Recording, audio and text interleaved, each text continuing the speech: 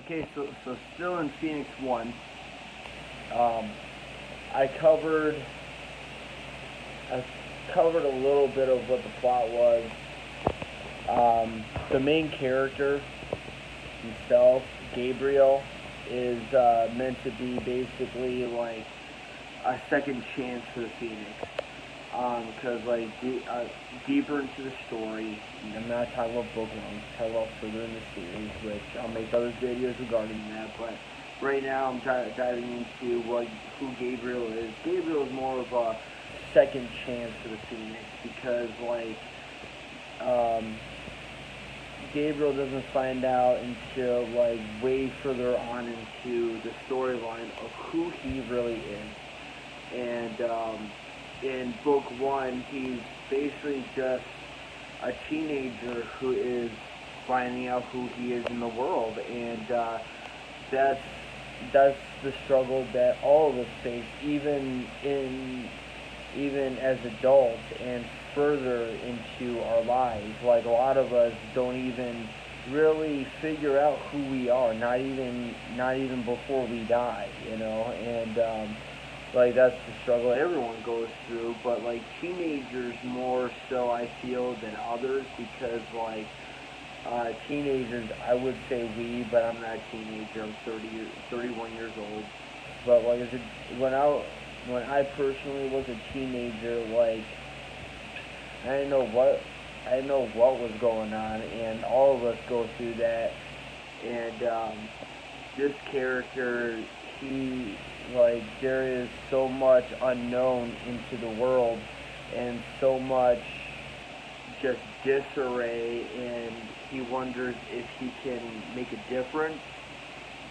So he wants to try to make a crack at that, and once he does actually get out into his world and gets an understanding of what's going on, like what other religious bodies, and because mythology is the religious world in this book, and he just like it just solidifies his belief of not wanting to rely on a god to save him, that he needs to rely on his own skills because he's a fighter.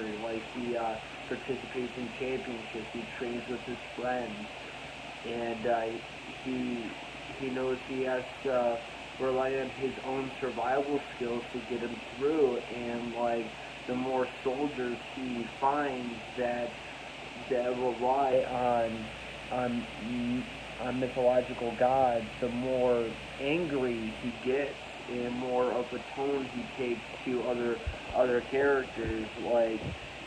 The whenever he finds out that he's around a, a Phoenix believer or something like that, um, he immediately puts up a wall against those people because that faith has been shoved down his throat so much, and he is an atheist to it because he sees it as being flawed, because a lot of us in real life, like like we just it everyone serves some sort of master, whether it's yourself or whether it's God, whether it's Satan, and like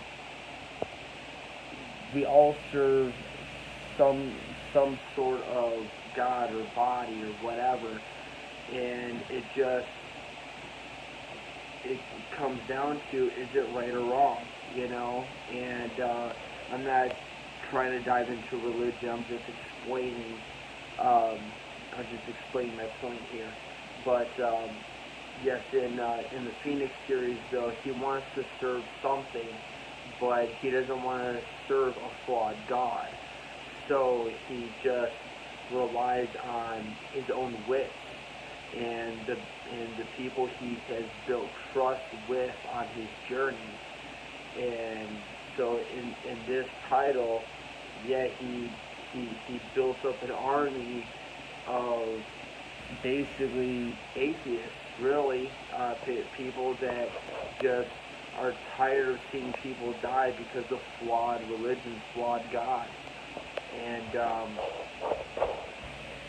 that's he's trying to become.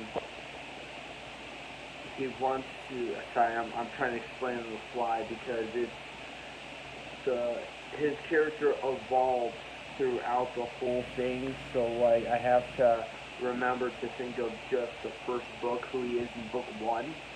You know, because yes, I do know my character very well, but he's very complex, and trying to keep that into just the first book when I know about his entire journey, it's a bit difficult.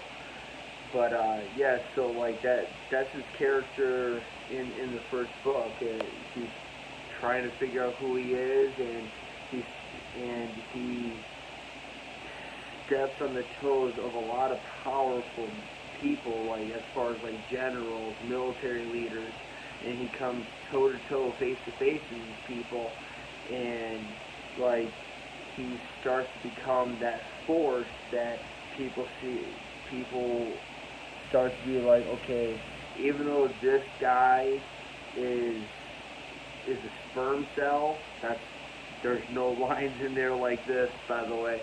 Even though this guy is basically a sperm cell compared to me and compared to a lot of the leaders, he's got something going on, so I think I'll follow him. That's pretty much what a lot of these people do. They see that he's got his act for the most part together. So like people slowly, like in book one, slowly start basically leaning towards him, and then like in the for future series, further in the series, combining two words there. Even though future and further are kind of the same, but not really. But yeah, so that's really what the character is about in the first book. Like you really see his childish side at first, but then like a few key events happen to where like he has to become an adult really fast, because like he's 17 to start out with, and then as the time goes on, I think it ends with him being like 20 years old or something. But yeah, the first book is, I mean, even though it's been like I wrote it 8 years ago, and I rewrote it since. Like a few months ago, I gutted out a lot of the text I didn't feel like I needed, and went from being a 300-page book to 150 pages. So there's a lot of text I gutted out because like my first book, I mean, I put a lot of detail in there and a lot of text, like dialogue, chapters that I really ended up not needing, you know, because like from then to now, my writing has evolved a lot. So I'm not saying that I'm not detailed. It's just that like as far as like in the series goes, like I'm more detailed like in the first book than I would be in the second book, because the first book you're always like telling people, okay, this is what the world is if it's different from your own, you know, so you're describing what the new world is. And then, but in the second book, you already know what the world is, so it's like, why do I have to go into such redundant details of something that you should already know, you know? Like, say, office, do I really have to explain what an office is? Or like a supermarket, do I really have to go into what this is? Is there's no changes happening to it. But thank you for watching my video. I see I'm at 9 minutes now. Always please support your local authors. Please share this video if you didn't fall asleep in the middle of it. Go to my blog, www.larryzisgar.wordpress.com. Check out my samples. I got samples of 3 of my major books.